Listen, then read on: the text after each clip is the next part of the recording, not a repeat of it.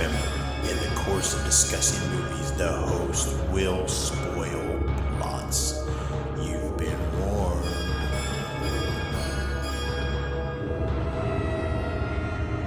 Listen to their screams.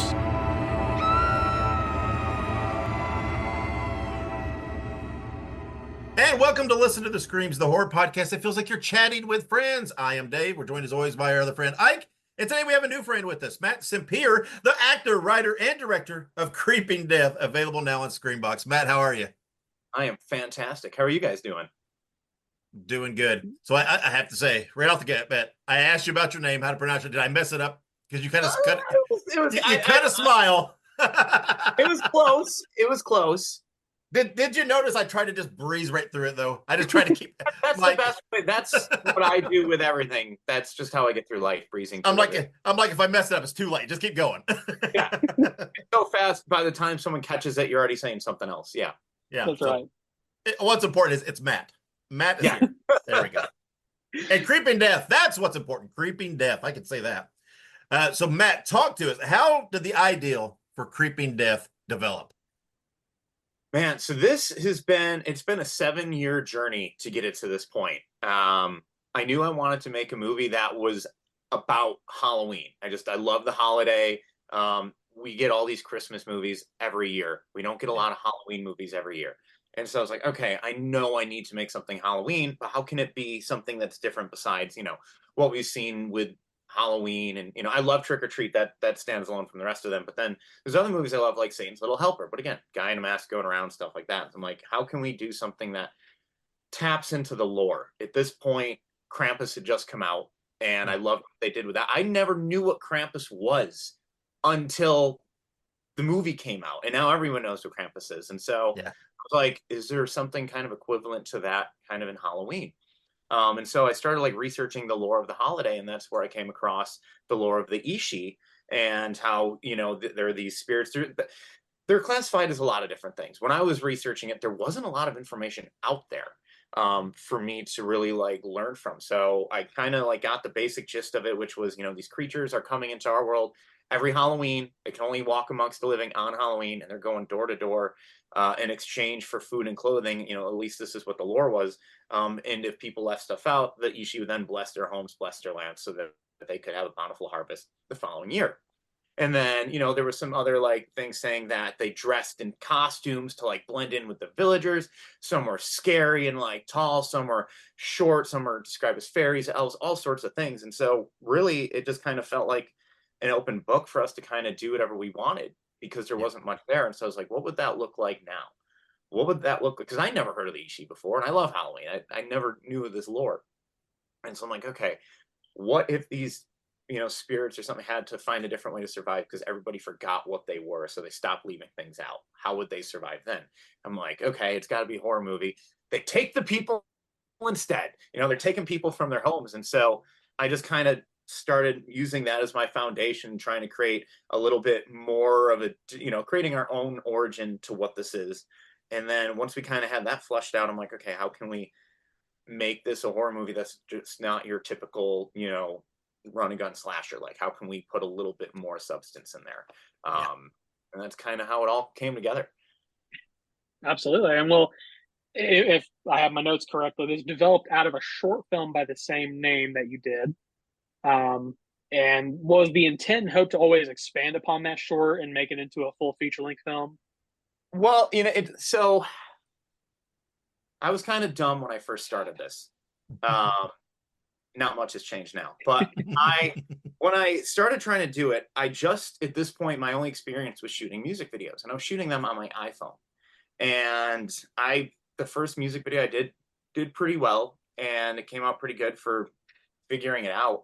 And so I was like, oh, I did a music video. I can do a feature now. So I started trying to shoot this on an iPhone 7 years ago, and it turned out awful. So I scrapped it.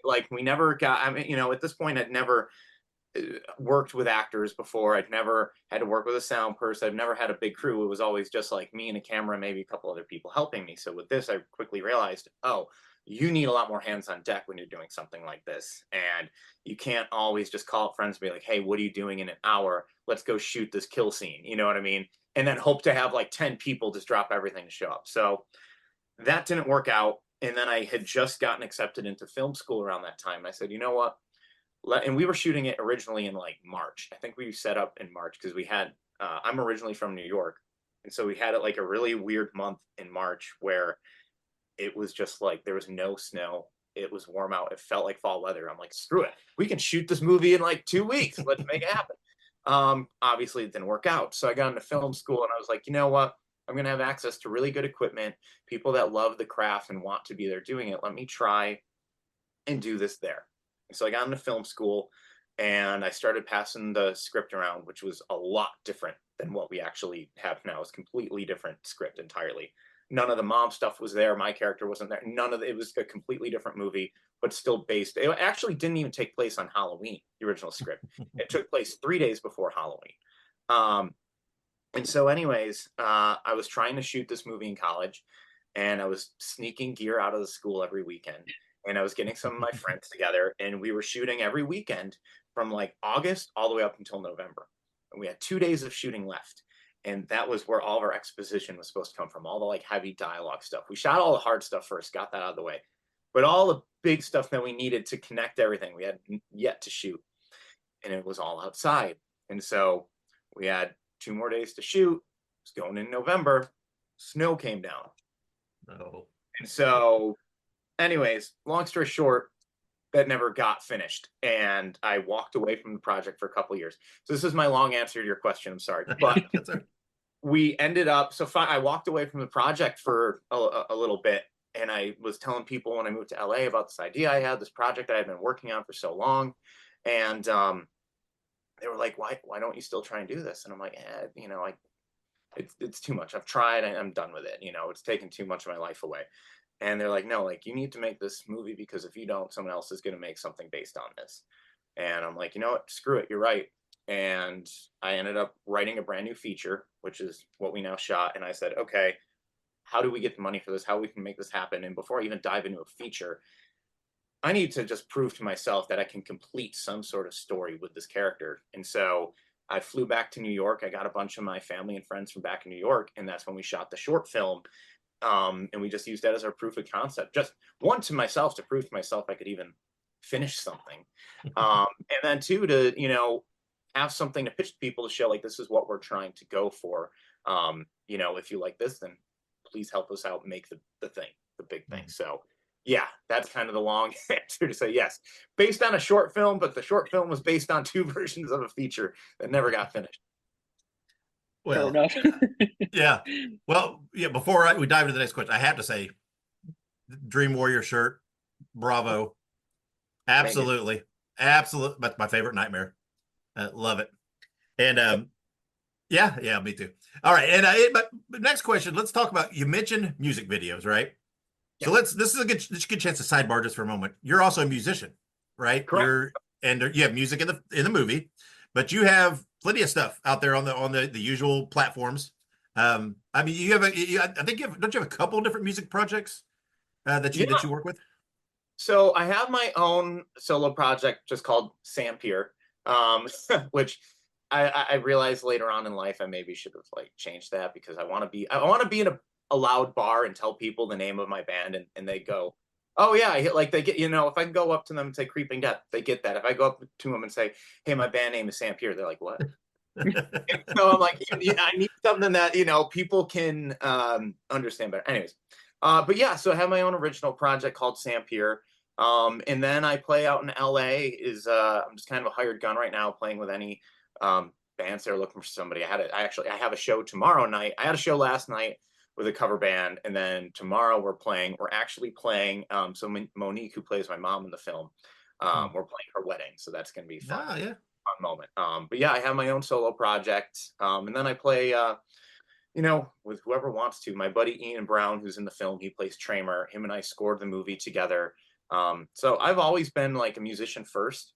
And then I knew I wanted to do horror movies, and I just felt like if I didn't take the chance to do it now, I would never get to. But then upon doing that, it took my time away from music. So when we got closer to post-production, I was like, all right, I need to get more involved with music again. And so that's when it came into writing the score. The final song in the closing credits of the film, that's a brand new song. We haven't put that out yet. So, Okay. which we shot a music video for that. I'm still working on that one. But yeah, I'm always trying to get involved in music. Well, I was gonna say I love the song at the end of the credits. I as soon as that started playing, I was like, I really like that because it kind of reminds me of sort of like that. I'm gonna probably date myself a little bit, but like the early 2000s, like some of that like pop punk and you know your My Chemical Romances, stuff like that. And I really like that. And I was trying to find it, and I was like, oh, I can't find it anywhere, which Well, makes sense now. yeah, no, that's what I wanted to do. I wanted to make a movie that felt like something I would watch when like the first horror movie I really ever saw, slasher movie, I should say, is like Freddy versus Jason. And I got that movie from a flea market because my parents wouldn't let me watch that stuff. My grandfather took me to a flea market one day, and some guy sold me the DVD for like $5. He didn't care. I couldn't go to Target and buy it because it was, it was rated R, and I was like 6 or whatever. And this person, they're like, yeah, whatever, here you go, kid. And like, I loved it. In the soundtrack, I was listening to the soundtrack over and over. And so movies just at that time, like, yeah, they had score, but then they had a fucking soundtrack with such great music in there too. Like the Scorpion King had Godsmack's I Stand Alone in there. Yep. I loved that. Spider-Man had Hero. They had all these great songs. And so I just wanted to have a song that could kind of feel like that early 2000s kind of bit. And that's, it's a different way of closing out a horror film. We kind of have the score start off the end credits and then go into that. And it just felt like a nice little way of doing it. Yeah, absolutely. I feel like Ike saying that, that dates him as jab at me being the old guy here. Well, I mean, because it's the same concept here. I'm like, you're like saying this with the movie. I'm like, oh yeah, Dream Warriors had Dawkins in it. It's like Dawkins too. I mean, yeah, behind the mask, Friday 6. Like, yeah, no, I love all. Yeah, absolutely. Well, here's the thing. Like, I'm broaching that period because, Matt, I'm not sure how old you are. I'm broaching that period now where like, I'm almost 30, and so when I talk to people who are like 10 years, 15 years, what'd you say? It's all downhill once you hit it. It really is. Just turned 30. Well, so. I talk to people. Well, Dave, like, look, I know that you're older than me, but I'm kidding. Approaching that world now where like I talk to my cousins who are like 14, 15 years younger than me, and they don't understand what I'm talking about, and it sucks, man. here's Ike, like, oh, I'm getting ready to turn 30. I'm like, okay, next year I turn 50. I'm like, come on. Hey, it's like you said, it's all downhill from here. Once I turned 22, it was just like, all right, right. I'm gonna see my way out. I'm holding strong with that 50's the new 30. That's right. I hope so. I need something to look forward to. 31 doesn't seem like something. It gets better. It gets better. Sort of. I mean, to be fair, like I feel like this generation's aging a little bit better than like the people did in the 80s. Like there are people in movies who were like 25, 30 who looked like they were in their 50s. Yeah. It may have been all the smoking, but well, I see comments. Cocaine. I see comments online saying like, why do these teenagers look like they're in their 40s? I'm like, first off, we're not playing teenagers in this movie. Like the idea, we never specify what age we are, but to me, right, it's like we're college age. We're like in our early 20s. We're the people that kind of never left home and are still trying to figure ourselves out. I mean, I didn't leave home until I was 25. I didn't finish college till way later. And I'm like, that was kind of what we were trying to go for. And everyone's like, these guys are in high school, but they look like this. And I'm like, oh. I'm like, have you guys watched like the Scream movies or anything like this? Like all, there was such a generation of films where it's like, yeah, there were much older actors portraying much younger people, but also then you're getting their experience, which is great too. But no one ever said we were teenagers. That's right. I was gonna say, like you said in Scream, Matthew Lillard's like, I don't know, 30 or something like that. He's playing like a 16-year-old or something. I kid. But anyway, we got way off the rails there for a minute. It happens. It's because you called me old. Oh wait, I didn't listen. I didn't directly call you old. It was a passive comment. I kid. Just stick to the notes, man. Come on. stick to the script, man. But anywho, going back to your movie Creeping Death, the Oh, yeah. movie very it very much has like we classic throwback feel to it. It's definitely a little bit different than some of the stuff that we see now, especially in terms of style. Was that throwback appeal more of like an intentional choice, or was it something that just happened along with the filming? No, I think it was just always the feel. I mean, I grew up loving, the classics of the 70s and 80s. I don't want to say the old films. Thank you. But like I grew up like watching a lot of the 70s, 80s horror movies. It took me a little bit longer to start appreciating the horror films in the 90s and stuff like that. And then as I got older, I started to appreciate like those ones more too. And so going into this, I just wanted to have something that felt like a little bit of each of those decades all kind of put into one in a way, and then make it feel a little bit more modern as well. It's like, especially going into my first movie, I was like, okay, I want to tackle something that feels I don't want to get too crazy off the rails yet. Let me see if I can do like something like this, but still make it feel different than everything else. And I hope we achieve that. But yeah, I definitely wanted it to feel like your classic, monster movie that people will want to put on Halloween, or even in the middle of summer on a rainy summer night or something like that. And I think it kind of worked. Just a movie that people can sit down, relax, turn their brain off. It does. The movie does require some thought, but at the end of the day, it's like I just want people to sit down, turn their brain off, and just have fun, relax, and just watch something, and hope they find something they can enjoy. Yeah.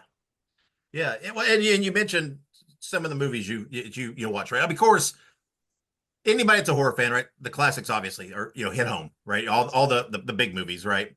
But you also you mentioned your first was Freddy versus Jason, which is kind of a unique first movie for a lot of people. And you mentioned some of the 90s stuff that you caught up on later, which Ike and I have always had the talk that some of that 90s stuff is very underappreciated, that and doesn't get discussed. There's some really good stuff there. What do you have anything though that kind of jumps out as maybe, I don't know, maybe unorthodox or unique, and what influenced you greatly? Because everybody says, "Oh yeah, Halloween 1978." That was my. And of course, all right, come on, don't. But what's that? What's that sleeper movie that when you saw it, you're like, "Oh yeah, I want to make this movie." I've said it before, and I don't know how. Like, to me, it felt like it was a sleeper movie back when I first saw it. Now I think it's finally like getting an appreciation. But Pumpkinhead was one of my favorite movies ever. Like when I saw that, it in a way changed my life. Also, the experience of what I had to go through to just watch this freaking thing. But going back to when I was like a kid, I would go to like these collector shows with my grandfather, and he was a big baseball card collector, all sorts of sports memorabilia. And so I would go with him collecting that stuff. I didn't really like the sports stuff. I just liked hanging out with my grandfather. And so finally, and I was kind of afraid to explore my own interests because I felt like my family would not like if I was in horror movies. And one day I was at this collector's fest, and I saw this set of Fangoria trading cards. I'd never heard of Fangoria before at all. Had no idea. I think I was like 10. So like 10 or 11. And I asked him if I could get these cards. And he's like, "Oh, well, don't you want the new Yankees, whatever?" And I'm like, "No, I don't. I want this." And so it was like all the covers of all of their old magazines. And I was just scrolling through all of them. And I'm like, I want to watch all of these movies. And then I saw Pumpkinhead. There was a trading card for Pumpkinhead. I'm like, I need to see this. And it just so happened that like later that year, it popped up on TV, and I asked him to tape it for me because I didn't have cable at home. So he was going to tape it for me, and he only taped. It was back in the day when they had the scrolling like TV guide, so you Yeah. couldn't go and look. It's just like it's just going up, and then you have to wait another 5 minutes to see what's going to be on channel 67 or whatever. And also, it only shows you like an hour block. Oh So yeah.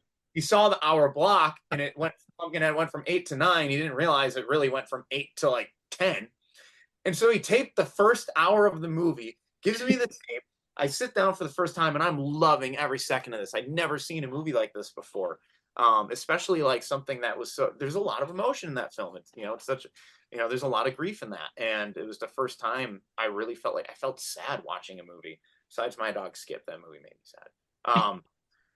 But I'm watching it, and like right before like Ed Harley starts like revealing that he's turning into Pumpkinhead, the tape just cuts out.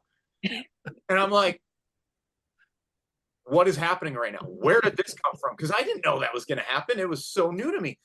And I kept like rewinding it and playing it again and rewinding and playing again. I'm like, all right, there's just clearly a glitch in the tape.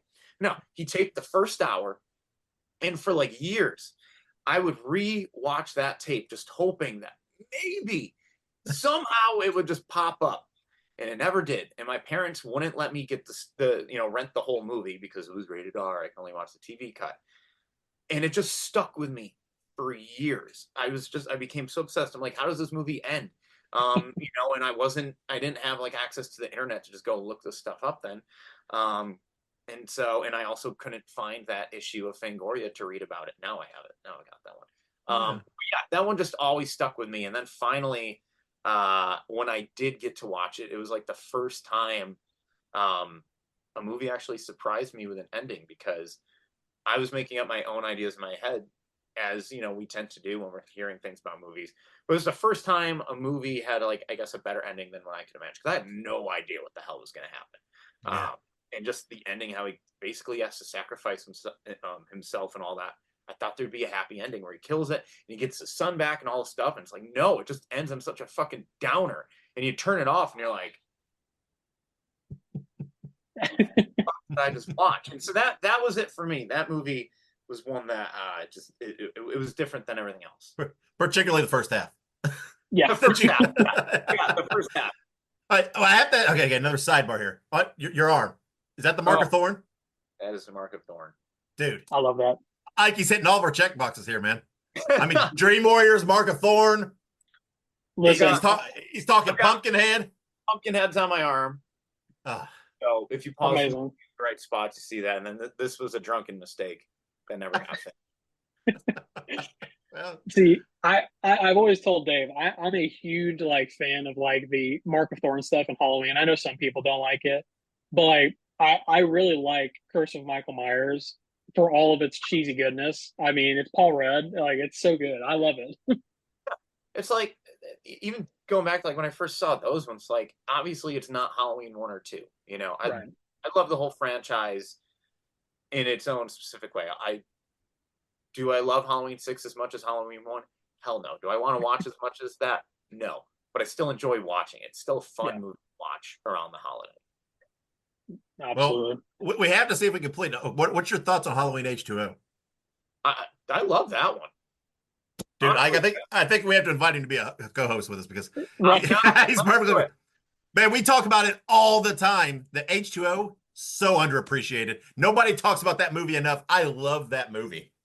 H2O was so good. It felt like the right way to go for a sequel. Like it felt like such it was different enough without trying to think of what the hell I'm trying to say now. It was a very different Halloween movie, but still felt in the same vein as the original two. I love that they had, what was it, Marion Chambers? They brought back the nurse. I just love all the throwbacks to the original ones. Having Dr. Loomis's recording at the beginning and all that stuff. Like, I love that. It just sets it up perfectly. The first Halloween I actually saw was Resurrection, which was weird. That's Ike's.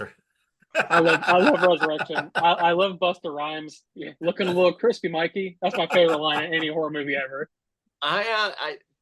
When I saw it, I'm like, it kind of sucked, because it's like I saw Laurie Strode die in the first 2 minutes. I'm like, wait, what? Huh? And the whole movie is just going to continue now? Yeah. What? So it was interesting, but there's still an appreciation there for that one. I'm sure you guys probably caught some little Easter eggs to that movie in Creeping Death. Somebody came up to me at the end of we premiered the movie in London last year, and somebody came up to me and said, I think you wrote one of the best lines in horror movie history. And I'm like, what's that? And they're like, trick or treat, motherfucker. And I'm like, yeah, that was me. Yep. Yeah. Thank you. So I was gonna say, Creeping Death had some pretty like classic cheesy horror movie like little quips and lines, which like the at the end where they're running through the corn, and well, spoiler alert for people who have not seen this, and she's like, "What time is it?" Like, and I'm like, why are you asking what time it is? I know why she was asking, but it just seemed like so out of place, but funnily so. Yeah, and that's the idea. It's like a lot of these situations, 90%, 99% of these situations would not happen. But it's like, but that's why we watch these movies. Like, Exactly. watch characters do dumb things and have fun. I love that. I think the first time I really like watched an audience react to a horror movie was like when I saw Rob Zombie's Halloween. That was the first time seeing a horror movie in a theater, and it was sold out. And just seeing people like jump up, and go, "Why are you going over there? Don't open the door!" Like, that's what I love about horror movies, is watching an audience react to them. And when you're watching them alone, sometimes you don't always get that same kind of thing, and it's such a different experience. And so this one is definitely one I think we're more. I think if people saw more in a theatrical setting or in a group setting, I think more people would get a kick out of some things, as opposed to when you're sitting there alone watching it and just going, "Oh, like, Well, I can't laugh about this moment with somebody." You know what I mean? yeah. But before Ike goes to the next question though, did I just see on social media that you are getting a few theatrical showings coming up? So we are getting into some festivals. So Okay. I would love to be like in theaters, but yeah, we're playing. We just got announced, or we announced it yesterday. We got into the Atlanta Horror Film Festival, so we're playing in doing a theatrical screening there. I haven't announced this yet. We are doing an LA screening coming up October 19th, and then October 26th, we're going to be doing another screening in New York where we shot the movie. So there's a few times where we'll be able to get people into a theater together to see it, but I would love for this to get picked up and get put in theaters. Even just a one night thing across the country in a couple theaters. So I'm hoping as we get closer into Halloween, there'll be some more conversations about that. But that's the goal. Maybe next year. Yeah. For Halloween again. We see Terrifier coming out in theaters all the time now. So I'm hoping maybe we could get that treatment. Maybe if we do a sequel, we'll see.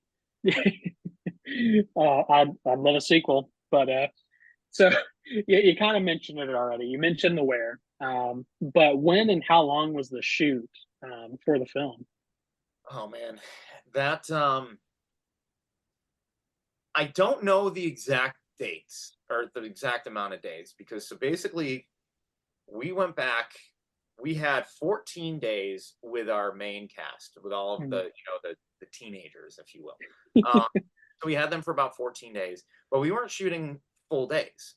We were shooting like about 10 hours a day, or we were working 10 hours a day, and that's including loading in and setting up. On a big production, you get a lot more time. And so because we were such a low budget movie, we were moving around to new locations every single day.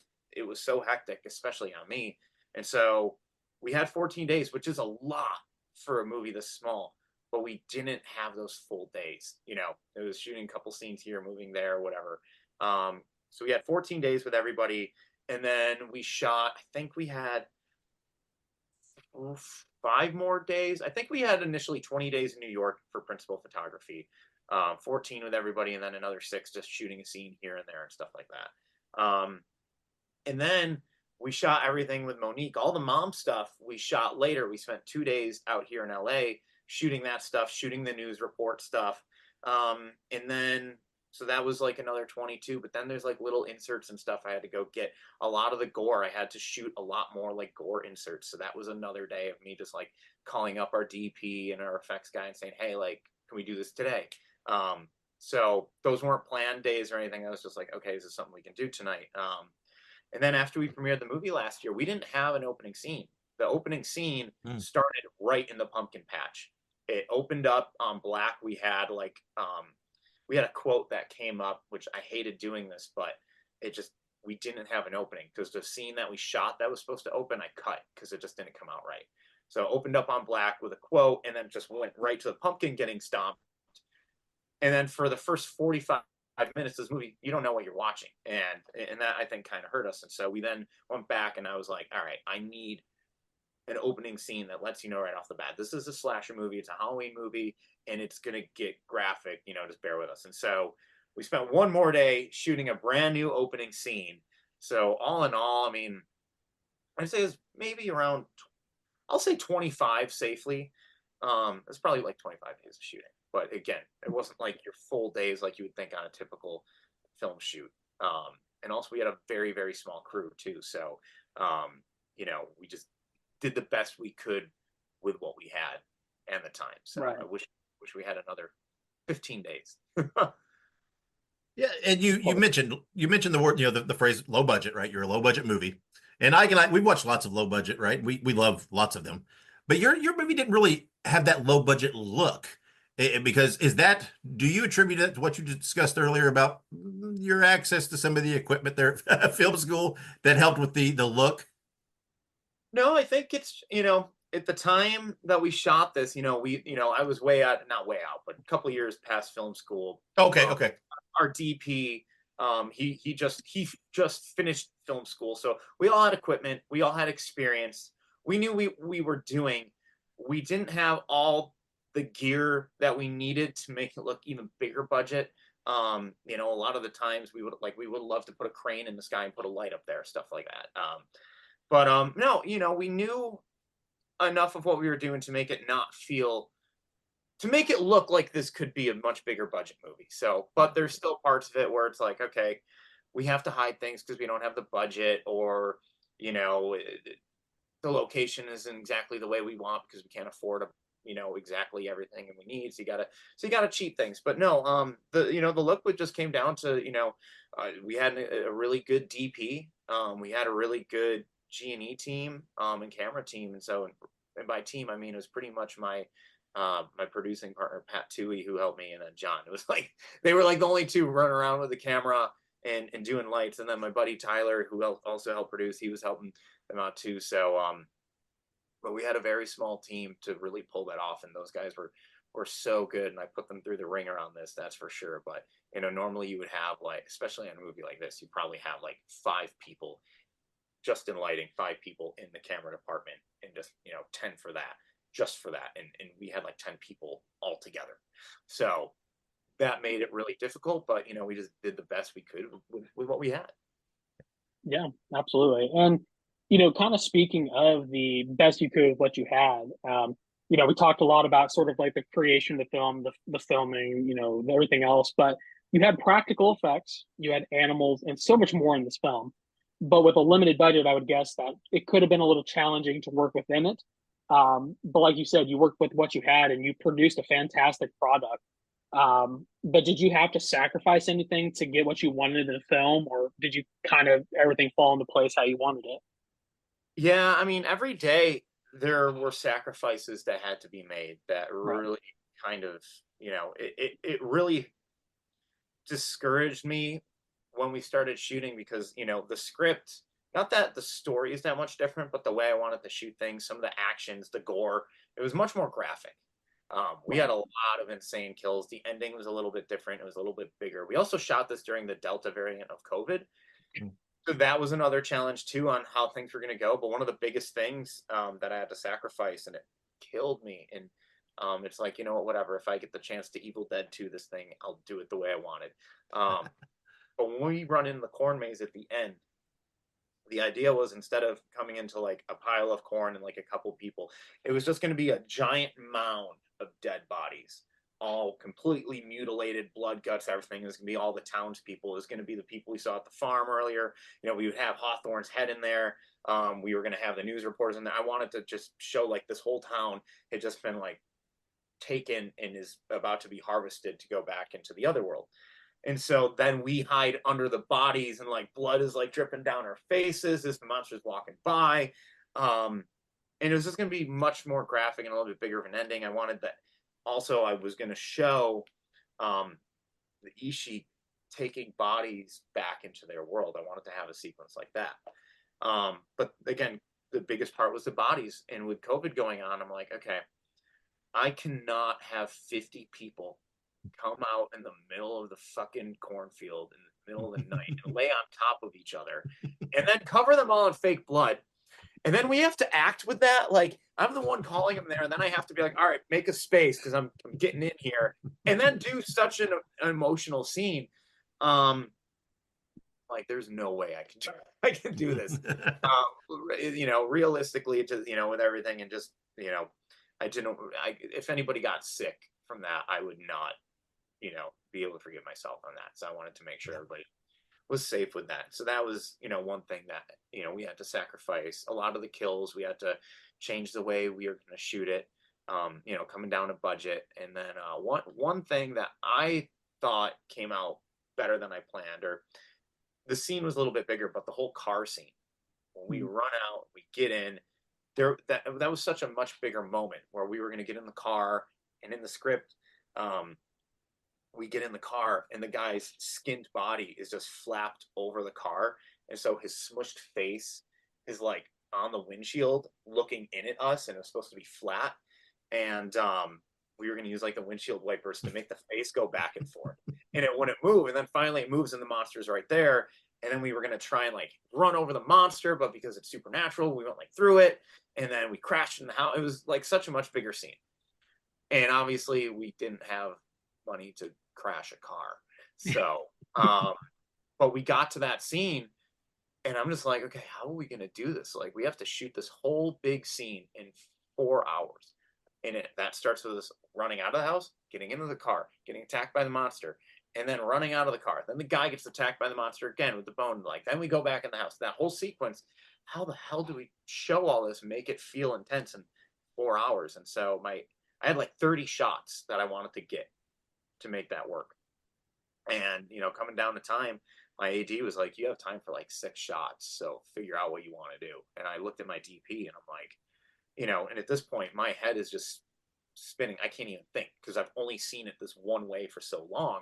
I don't know how to see it any other way. Not that I didn't want to, I just couldn't. And so our DP just looks at me. He's like, I've got it. We're going to do it in 1. I'm like, what? He's like, just trust me. I'm like, I don't, but I don't have a choice. So sure. And we did that whole sequence where it kind of plays like it's a oneer. And that's one of my favorite scenes in the whole movie, because for me, it puts the audience right there with everybody else. We're kind of seeing it from different perspectives, but it keeps you right there. And so that was another one that we had to sacrifice. We didn't know if it was going to work, but it's probably my favorite sequence of the film. Yeah, absolutely. Yeah, and you mentioned some of the frustrations, right, with your budgets and time and everything else. So many people on the outside that don't do this think, oh, it's so fun. It has to be so fun to make a movie. You run around with your friends with a camera. And how how when you get into it and you're doing it though, the headaches and the stresses that come with it, what was the most frustrating part of it for you? Was it the budget? Was it the time? Was it a combination of the two?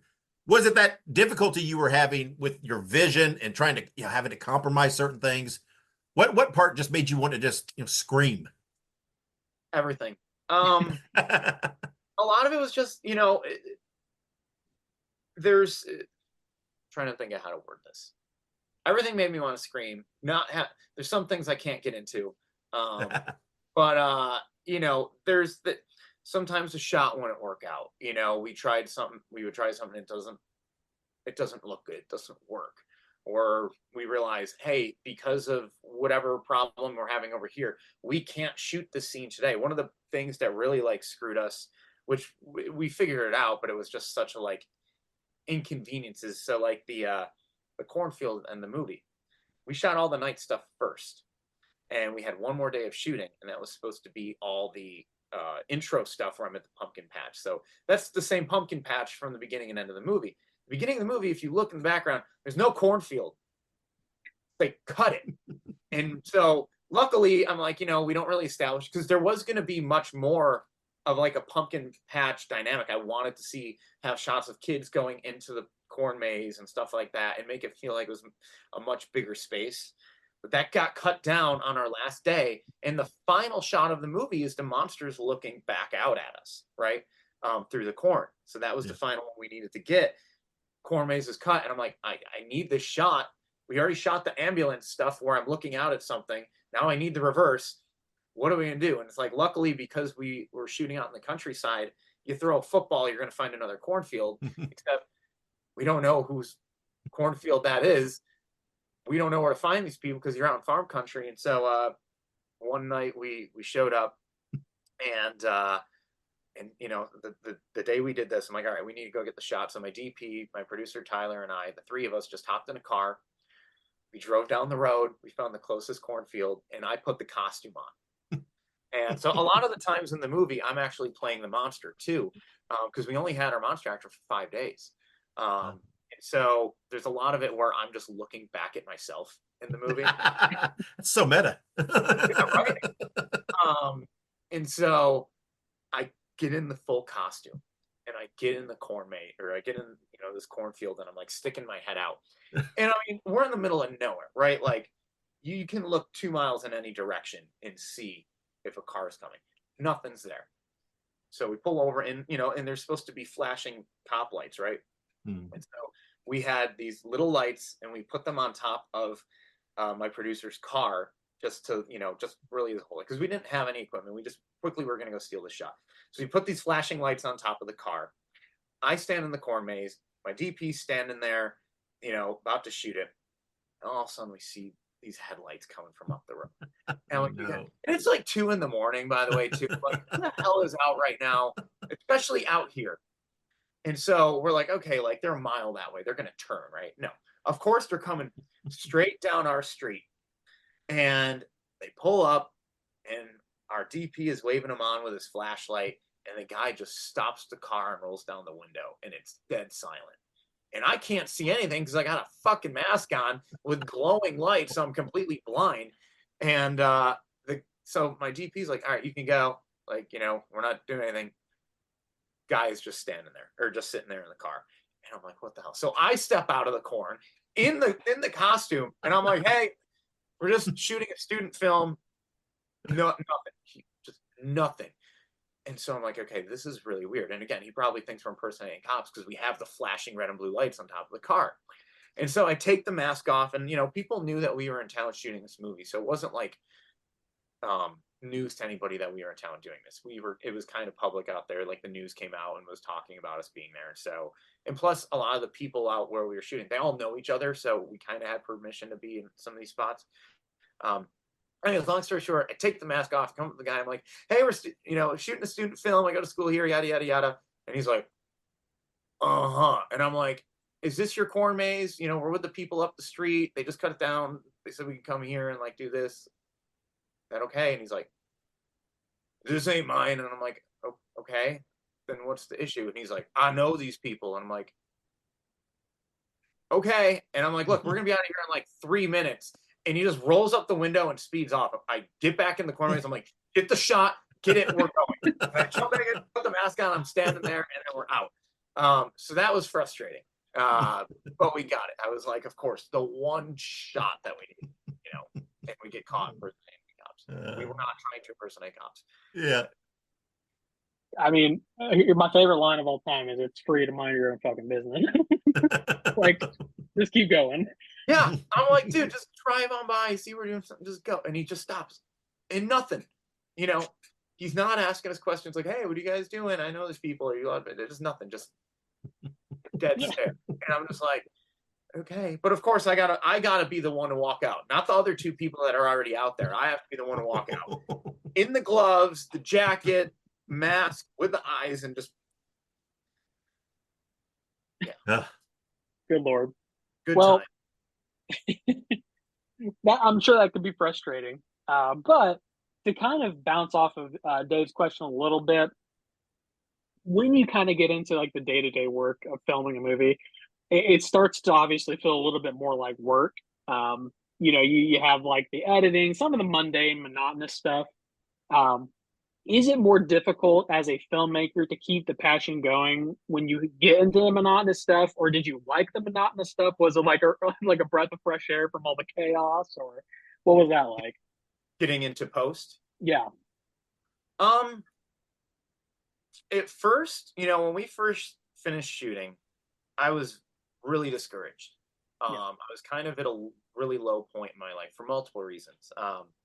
When we finished shooting, so I almost lost the whole movie because we were so low budget. We only had one hard drive, had one master hard drive, and it cost like $1,000.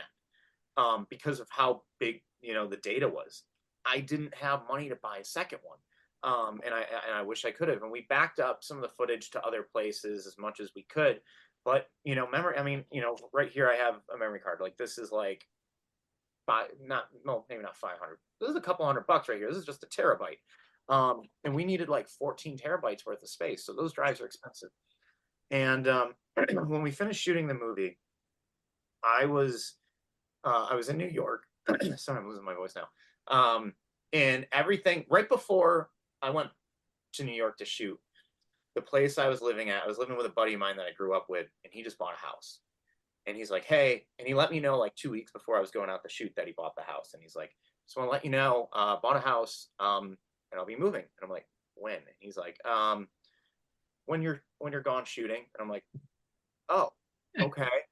And he's like, well, if you want to move into the house, like you're more than welcome to, but you kind of got to pack your shit up so it can go. So I packed up all of my stuff in LA to get moved in the house before I left.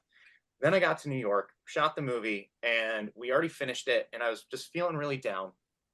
And then, I had the master hard drive and all the paperwork and everything for the movie in one cardboard box on the floor in the basement, which is where my room was when I lived in New York. We shot this. My character's house in the movie is my dad's house. That's kind of where I grew up and stuff when I was like going to high school and college and stuff like that. And but my room was always in the basement. It was my little horror cave. We've never had any problems there. And so, to make a long story short, we had a flood, and we've never had any flooding problems there, ever. And had I gotten back to the house like 2 minutes later, the movie would have been gone. The water was like literally a quarter inch away from touching the hard drive. That was the first thing I grabbed. Part of me didn't want to even touch it. I just wanted to let it go and be like, whoops, because I was just so discouraged with everything because it was so hard. The movie didn't turn out the way I was. Now I'm happy with it. I'm so happy with how it came out. But at that point, because I've been so tired, I've been, kind of screwed over and just taken advantage of and on lots of different things. I was so tired. I just didn't feel good about it or about myself. And so anyways, this flood happened. I almost lost the movie. But my whole room that was still set up for whenever I would go back to visit was destroyed. And so before I left New York, I packed up everything in boxes. And now I just was at this weird point in my life where I'm like, I don't know where home is. I don't know what my future looks like. I don't, my life is literally in boxes on each side of the country. And I don't know what I'm fucking doing. I have this movie on this hard drive I just quit my job to make. I don't know how I feel about it. I don't even know if I want to look at this stuff because I didn't have time to look at the dailies. Normally every night the directors go and look at the dailies. I didn't have time to do that. I had to go figure out 100 other things that were going wrong. How do I solve this? I couldn't just go and be a director. And so I got back to LA and I didn't look at any of the footage for like 3 months. I couldn't. I was just so worn down. And then finally I was like, okay, and we didn't have the scenes with the mom either. So I'm like, I don't even have a complete movie. I'm like, what am I going to do? And so I give long answers. I'm sorry. Okay. But long story, it took me some time to really want to look at it.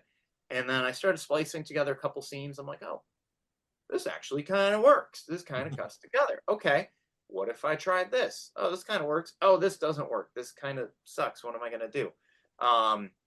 There was like a moment. So that when we're in the barn, the big fight in the barn, we didn't get a lot of inserts of that. We just had like a couple wides. We didn't have time to get all the coverage I needed. I wish we had like 2 days to shoot that whole scene. And so when I cut together the first version of it, I hated it. It looked awful. And honestly, it made no sense because you didn't see the monster vanish or anything. You saw him kind of fall to the ground and then all of a sudden he's outside. And I'm like, I need these moments, but I'm like, how can I do this?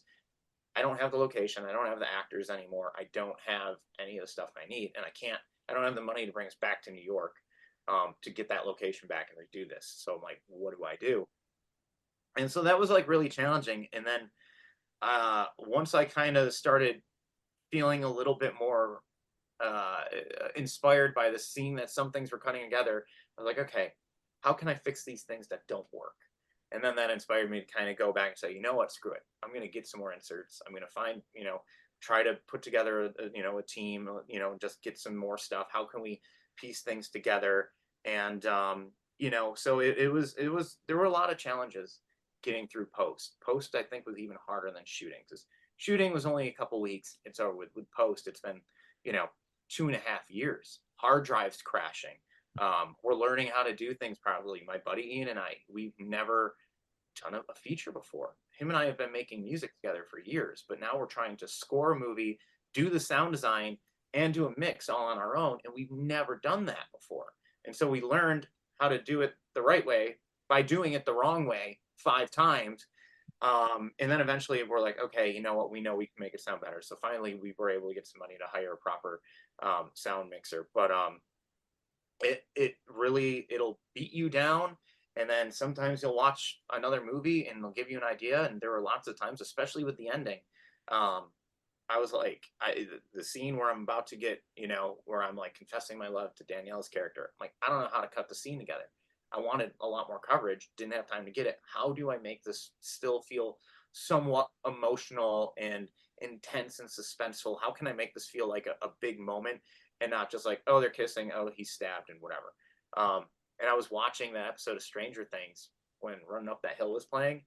And like the way they just kept cutting to like, seeing her like escape or whatever, and then cutting to her face just with that music. I'm like, oh my God.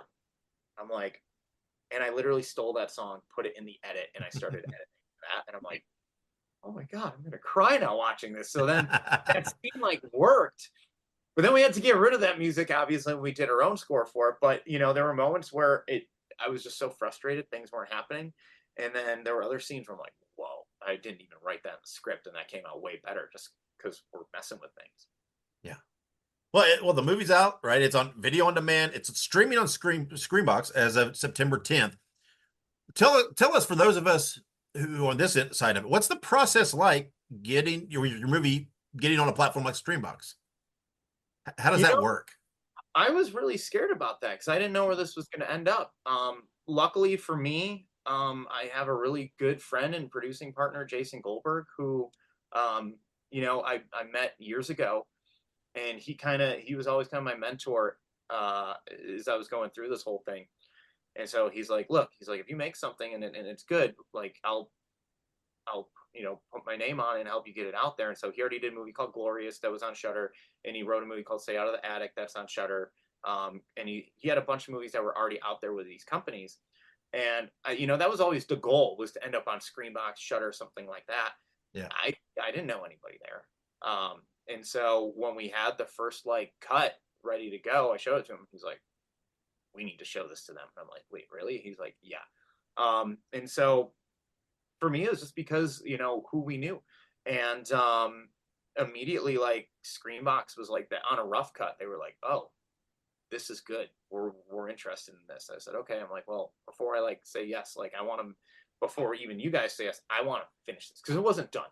I knew I wanted to do so much more stuff to the film. And so I'm like, let me mess with this thing and then let's do it. So that I can't speak too much to, because it was, it all came down to just having, the right team behind me to help, push this. Yeah.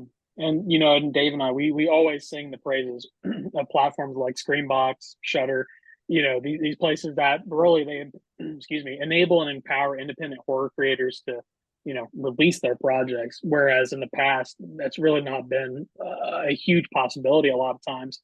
But how exciting was it for you guys to get that onto, Screenbox? Was that like a high note for you during that process? Oh, absolutely. Looking at it, I've been, praising these guys forever now, but, Terrifier, if not for those guys showing what they can do with an indie budget and finding a following, because that was the first time, at least for me, that I saw these people go make a movie on their own, but it found an audience of people that genuinely cared, Yeah. Obviously they had to go out there and like really push it, but I was like, okay, like even if we can just get a small little following, I'm like, maybe we can make something like that too with a small budget. And so that first one is what made me want to write and make this movie. And then we finished, we pretty much finished shooting everything right when Terrifier 2 came out. And then seeing what Terrifier 2 did for them was even so much more inspiring for us. And then we're like, oh my God, Screambox, this is a company that's doing it. And then when they became interested in us, we're like, holy shit. It blew our minds that they would want to do that. And then to find out that we were coming out a month before Terrifier 3, we're like, okay, this is weird. And so I don't know if you guys have seen. So right now, as of when I checked last, we're number 2 on Screambox, right behind Terrifier 2. And I made a post and I tagged Damien in it, and he commented back and said he was going to check out the film. And that, for me, that was such a high point for me, because it was like, he's a hero. I would not, if he did not make that movie, I wouldn't have made this. There's no way I would have even thought, oh, we could do something this small. Trying to think how to word that better. There's no way we could have done something on an indie level and still hope for it to have some success. I didn't think we could do that. Yeah. Terrifier is what made that feel real. Well, Dave and I, we're actually huge fans of Terrifier. That's one of our, I mean, I would say that's probably my all-time favorite horror film. It's just so different. And like you said, it's created so much for independent filmmakers and everything else. So, Dave and I, we're 100% on board with you there. I mean, it's just wild. And I think one day the people will look back at the history of horror films and they'll say, this was a turning point for people making these smaller projects. And I definitely agree with you there. No, those guys are great. I had it's now been announced, so I think I can talk about this. But so Ice Nine Kills has a music video in the new Terrifier, and I work a lot with the team that does their video. So I got invited out to the set, and I got to meet David in costume. And this was like right when we got announced that we were going to be on Screambox. So I went up to him like, hey, David, like, it's good. Or Art, I didn't know what to call him. It wasn't like meeting Robert Englund. It was like meeting Freddy Krueger, like seeing him in that costume. And I'm just like, hey, I just want to thank you. Like, one, it's so incredible to be standing in front of you. Please don't kill me. But two, like, thank you for what you do, because you inspired us. And now we're sharing a platform and kind of sharing the fall together. And it's a weird full circle moment. And just thank you for being awesome and doing what you do. Yeah.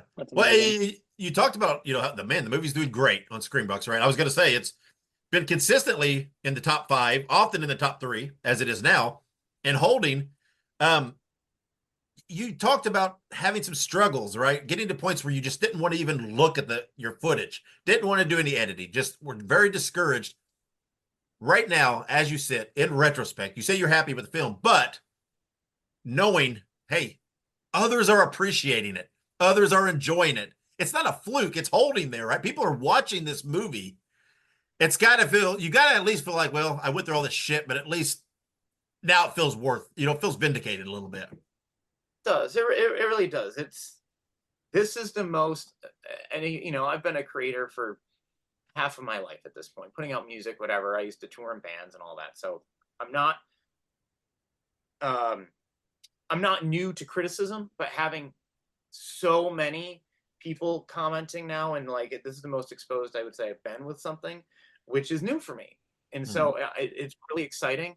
And I'll get messages constantly about people saying how much they loved it. And that means like so much. Like when you guys reached out, like that really it made my day, because I love hearing that people are liking it, they connected with it, and they got what what we were doing. And then it's also hard to then go online and then see when someone makes a 10-minute video about your movie saying how much they hated it. And I was like, thanks, man. Which at the end of the day, it's like bad press is good press. People are still going to hear about it. People are talking about it. That's what's great. But it does get kind of, I don't want to say discouraging. It's a roller coaster. It's really a roller coaster. I'll see something pop up and it makes me feel really good, and then I see someone that really hated it, and I'm like, oh man, like, sorry you didn't like it. And sometimes it hurts. But it's almost like insulting your child, right? I mean, you've got so much invested in this. I mean, that's what makes it probably difficult, I would bet. Yeah. Oh, absolutely. And the thing that's weird too is, like, since shooting that, to me, this is a 3-year-old project now. We shot it 3 years ago.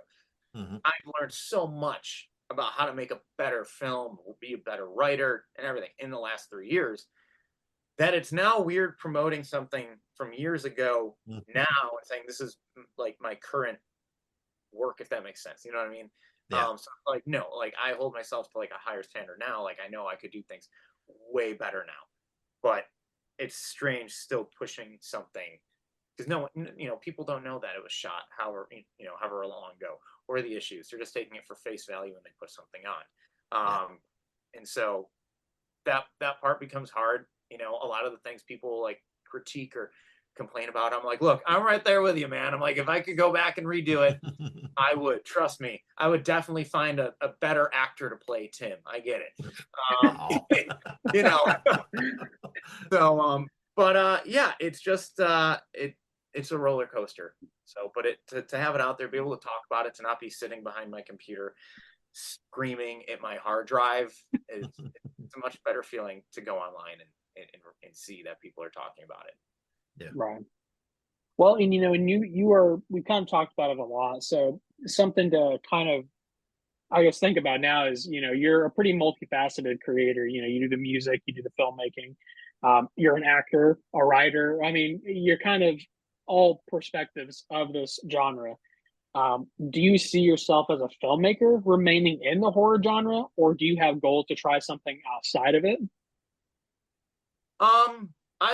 Horror has always been my thing. I definitely want to keep making horror movies, more Halloween themed movies. I think the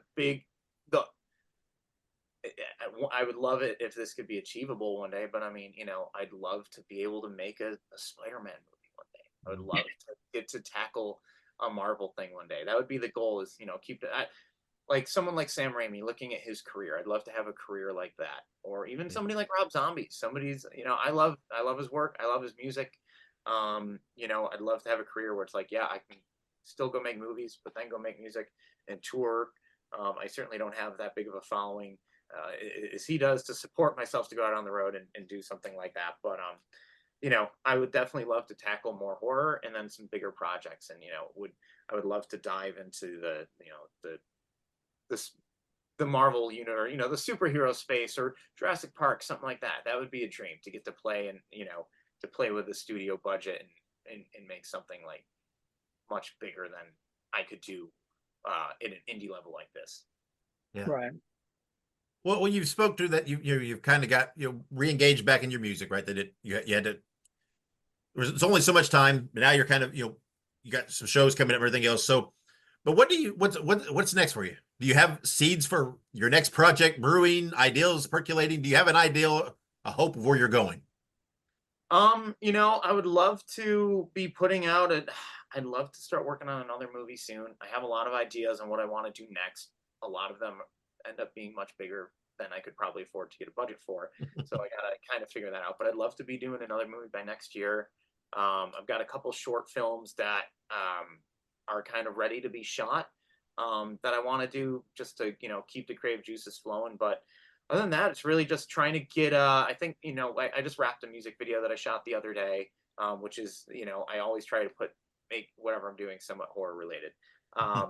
So I think right now it's just to stay busy as a director, to really hone in on my craft, and then also just keep playing music and try and get this project going again. I want to put out Chasing Ghosts, put out the music video, and I want to start getting a band back together to start playing in the area, and and start trying to branch out more with that. So I'd love to get to go on the road with Ice Nine Kills and do some Halloween stuff together. Yeah, it's just every day there's something new, and right now it's just about finding the opportunities and what's going to make the most sense logistically. So, but I would definitely love to be doing another movie next year. Right on. Well, and we talked a lot about everything, but I do want to ask. It's pretty obligatory at this point, but is there a chance you'll ever revisit the Creeping Death world in a future project? So, like a Creeping Death 2, or what do you think about that? Um,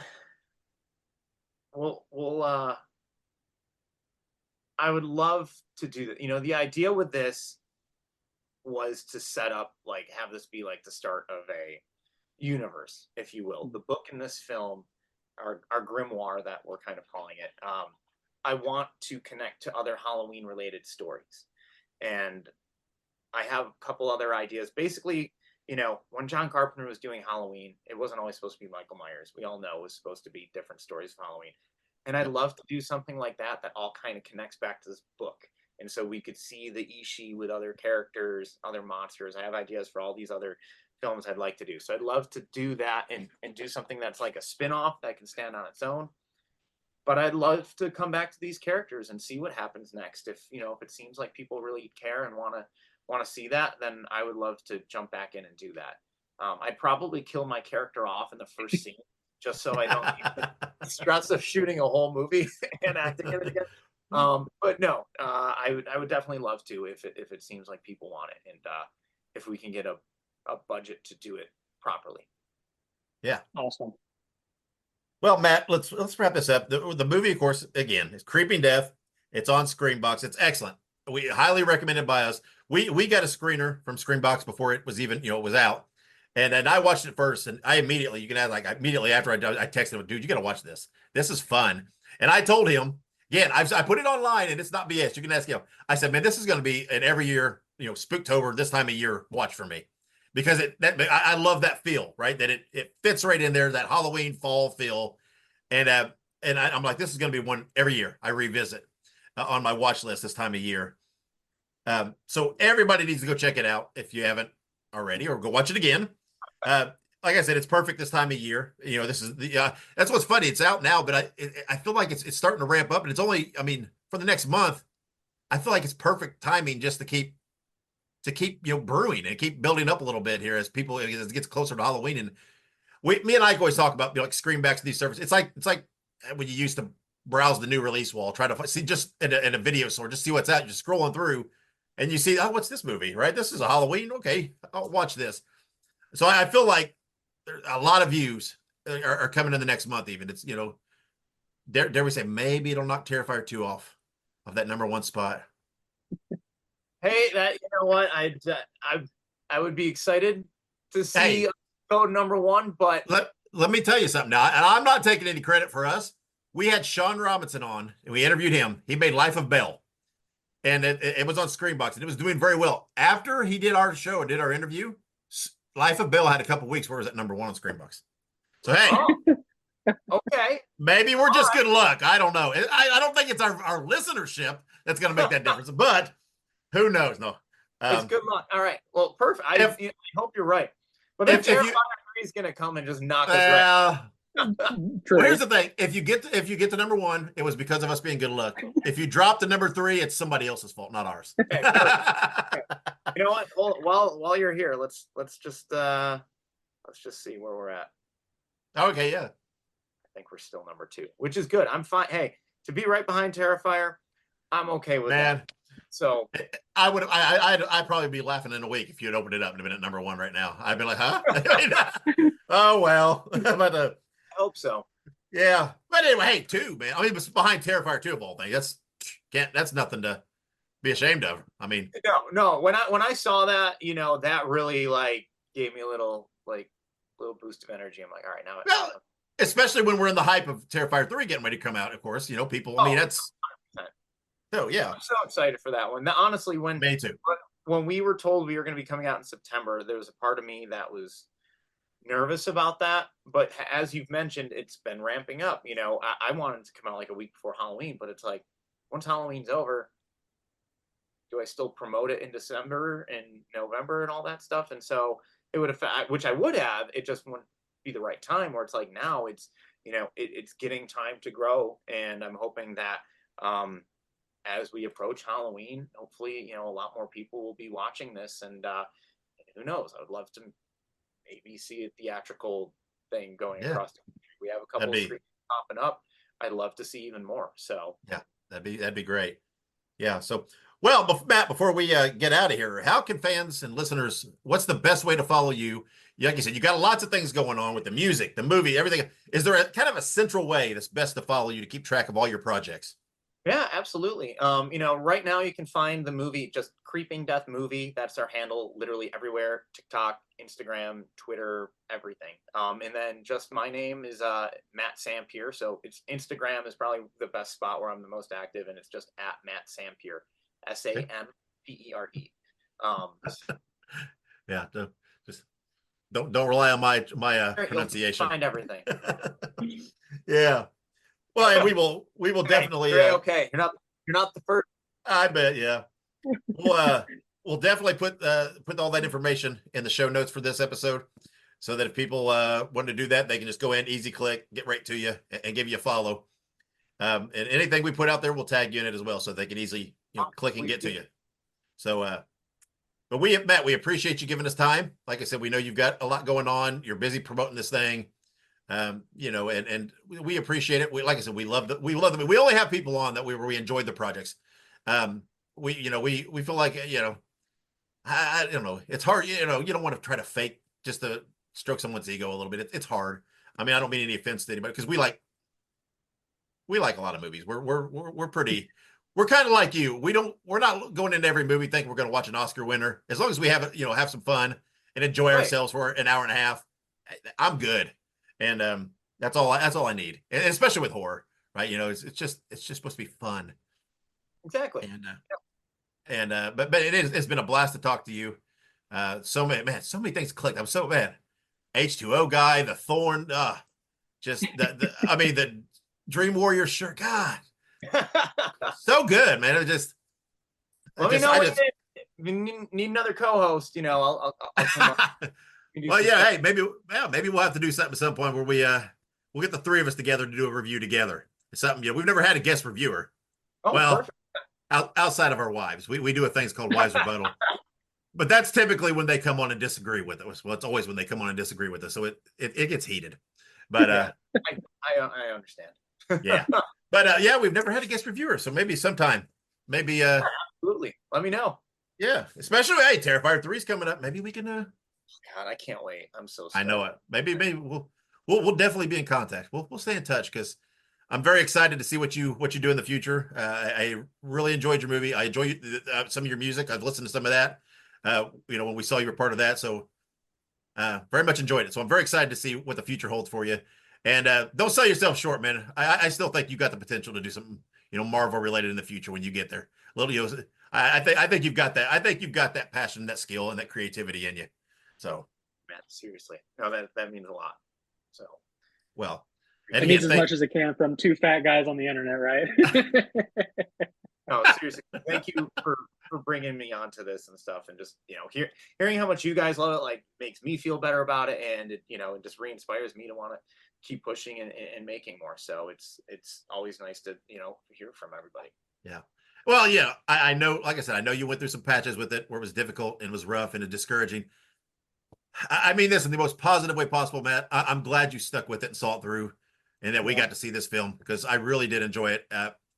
Literally from the bottom of my heart. I'm seriously, this will be an every season, every year rewatch for me. I have certain movies that I watch every Halloween season, and this it perfectly fits into the kind of movie I like at that time of year. So, well done. And for all the struggles and everything else, man, you did good, and I'm very happy that you got to make it. So, thank you guys. Thank you, seriously. You're very welcome. So, Matt, we'll let you go. Ike, stick around a little bit so we can close the show out. But Matt, we will definitely stay in touch, and maybe we'll do a little something else in the future. Yeah, I would love that. Absolutely, man. So, yeah, just reach out anytime you need something. Yeah, I can't talk. We'll do, absolutely. And enjoy the rest of the weekend. Yeah, you too. Yeah, you too, man. Where are you guys located, by the way? I'm right now. I live in North Carolina, originally from Indiana. Okay. When you sent me a message, I was like 3 p.m. and I'm like, yeah. Hey, I completely forgot. All the different time zones and things. Those throw me off. Yeah, I'm in Florida. I'm in Central, so I was like, he sends it to me, and I always have to convert it in my head. I'm like, it's not 3 p.m. my time. Yeah. Well, hey, if you're not too far from Atlanta, October 6th, we'll be doing a screen there. So very cool. It's like 4 hours away from me. So when you said that, I was like, I'm gonna look into that. That's not too far. So I'm still debating. I'm trying to see if I'm gonna be able to make that one. I'd love to. So would be weird to not be there. I'd love to be in every screening. Right. Also, finances.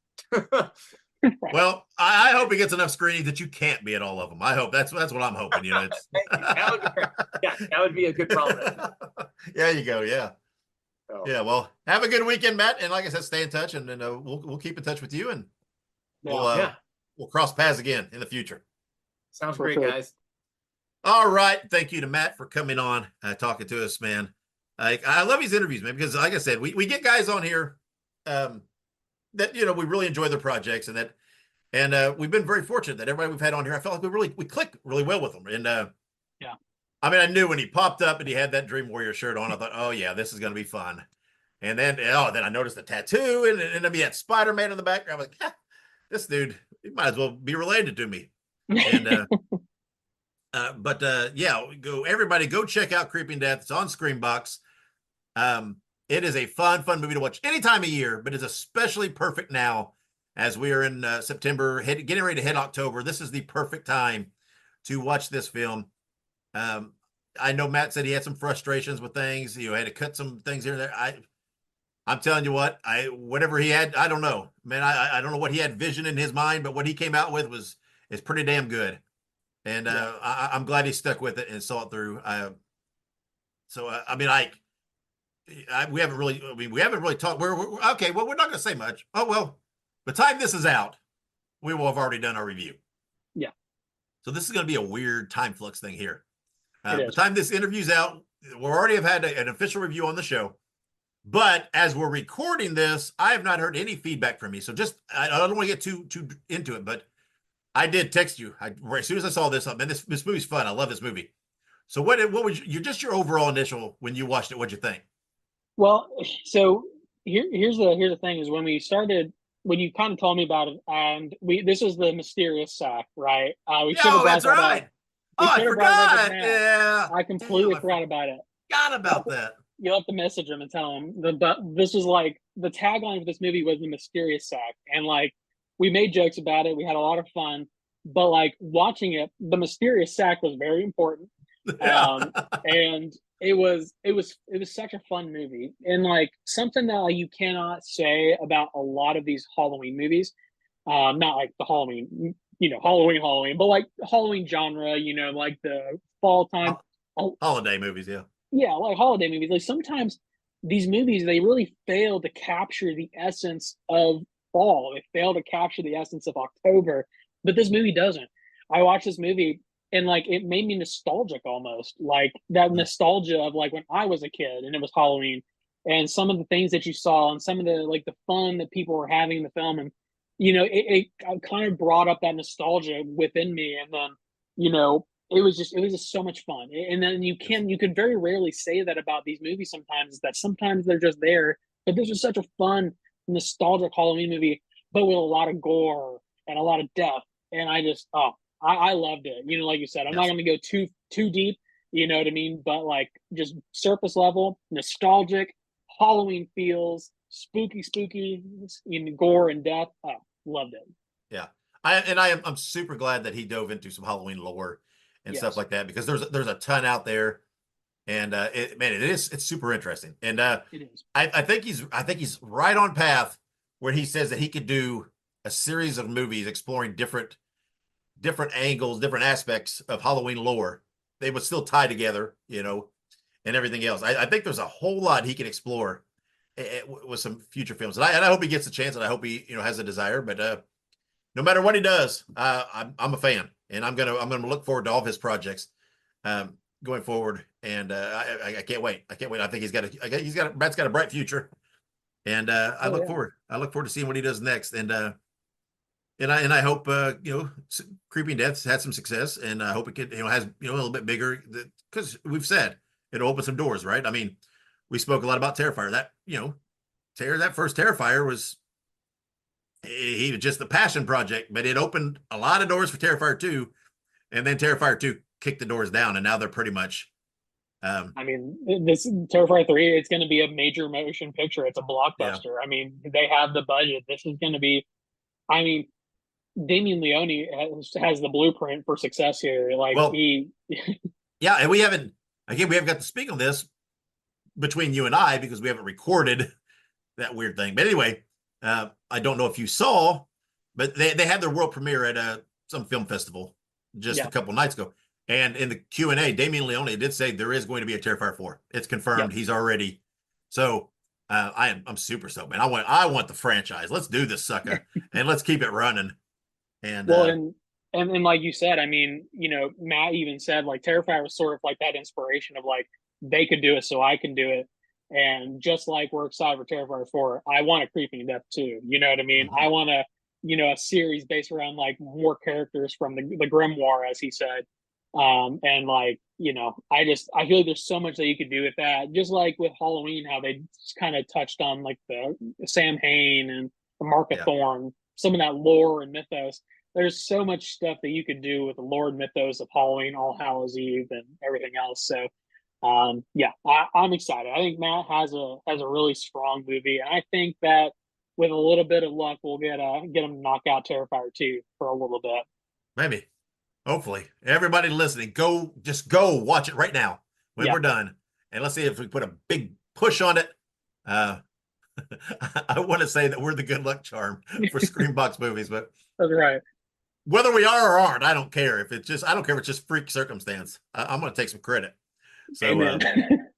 all right. So let's wrap this thing up and get out of here before we, whenever you're listening to this, like I always say of these, the next new episode will be out the Thursday following because we put out new episodes every Thursday.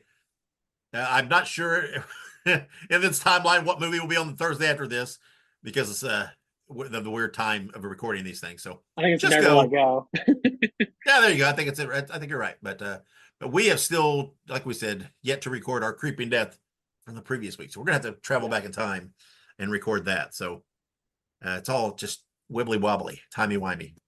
That's right. But before we close out, Ike, anything you want to throw out there?